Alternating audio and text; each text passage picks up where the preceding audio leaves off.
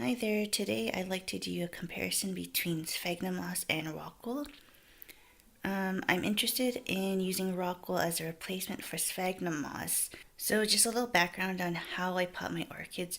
I usually do semi-hydroponics or just leca pellets in a normal setup, bare roots, or using a basket with sphagnum moss. The main reason why I want to explore rockwool is because, like anyone who uses inorganic media, I won't have to repot it. Also, I know that in Europe they have synthetic, but we don't have that available here. I've tried blanket wool, but it just doesn't hold water, it doesn't get wet. So, my best option at the moment is rockwool. So I know there are three main shapes in which you can buy rockwool. You can get these mini cubes, which are about 1 centimeter by 1 centimeter by 1 centimeter.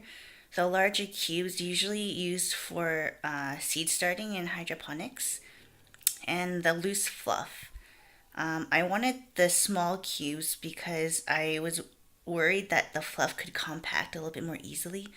Also, I don't think the big cubes can work in this context, other than if I cut it. For whatever reason, the small cubes are not so easy to get in Canada, so I got it from repotme.com, as you can tell by the bag, but I'll give you the link below. Okay, so let's see how it behaves when you spray with water compared to sphagnum moss.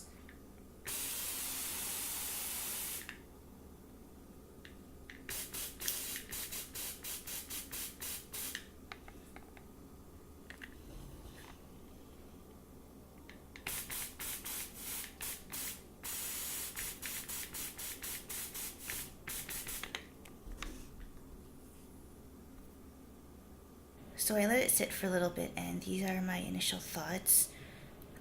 Overall, the rockwool did fine.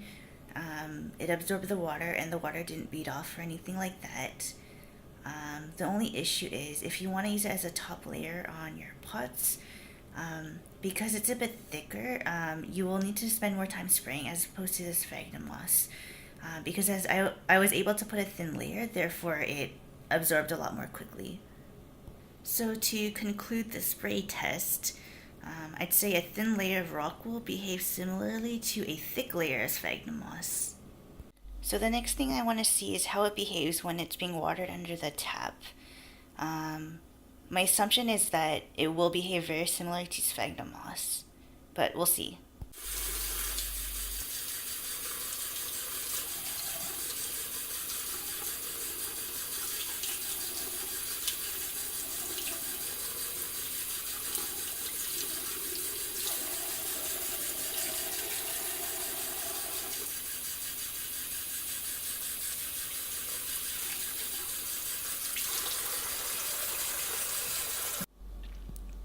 Okay, that was a little bit interesting.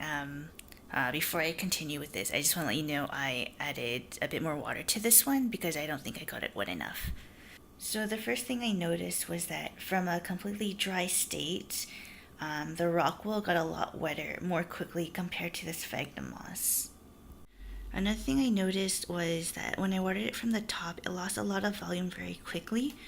As you can see from the side, it's a lot shorter now. Although if you look closely, you can see a lot of air gaps still between the pieces of the rockwool. It's possible that over time that it would compact, very similar to sphagnum moss. And here's the sphagnum moss in comparison. It's compacted a little, but not as much. So the question now is, if I water it from the bottom, will it still shrink? Let's find out. Okay, so I have a bowl of water here, and I'm going to put the basket and water it from the bottom. And let's see what happens.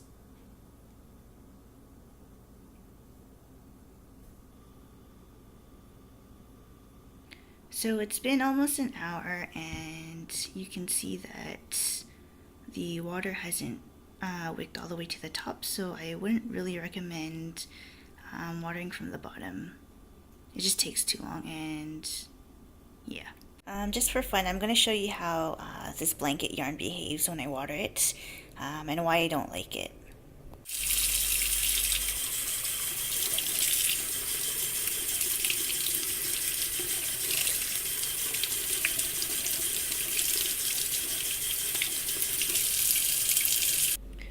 Yeah, as you can see, the water kind of just beads off, and the yarn is still pretty much dry, so yeah, it's not gonna work for me. So my final thoughts are, Rockwool appears to be very water retentive, although it's not very good at wicking water. I'll be observing these two baskets over the week to see how it dries out, and I will make an update video on that. Anyway, that's it for now. Thank you for watching, and I hope you enjoyed the video. I'll see you next time. Bye.